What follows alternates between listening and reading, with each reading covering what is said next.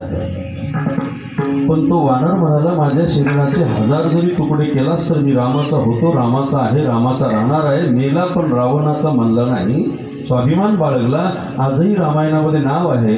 तसं या औरंगाबाद शहराचं नाव एका महापुरुषामुळे आहे. शरीराचे राई राई एवढे तुकडे केलं, पण स्वाभिमानानं मी हिंदू धर्माचा आहे, छत्रपती संभाजी राजे हे नाव अजून या नगरीला शोभते.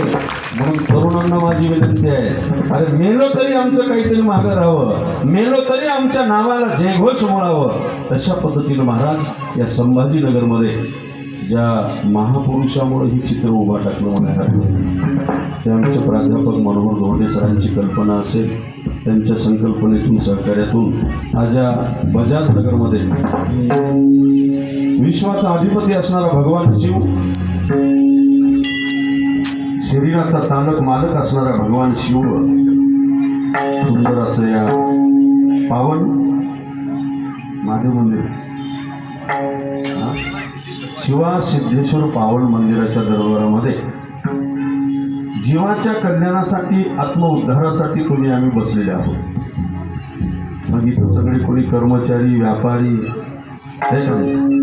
वेगवेगळ्या क्षेत्रामध्ये वावरणार असाल, मरण हे पर्याय नाही. आत्महत्या करू नका, हिंमत धरा. गुरुचा आशीर्वाद, आईवडिलाचा आशीर्वाद, आईवडिलाला डोळ्यापुढे ठेवा आणि धर्मवीरांना डोळ्यापुढे आणा, क्रांतीवीरांना डोळ्यापुढे आणा. मग बघा तुमच्या जीवनामध्ये विजयीच होणार आहे. म्हणून मी सांगू लागलो होतो, आपला विषय कुठं होता महाराज? द्रष्टांचा होता ना, डोळे आहे दृष्टी नाही. ते डॉक्टर पुन्हा 25 लावले, 50 झाले. 50 झाल्यानंतर डॉक्टरांनी विचारले, आता काही फरक? 50 मध्ये चांगलं दिसलं रे म्हणले.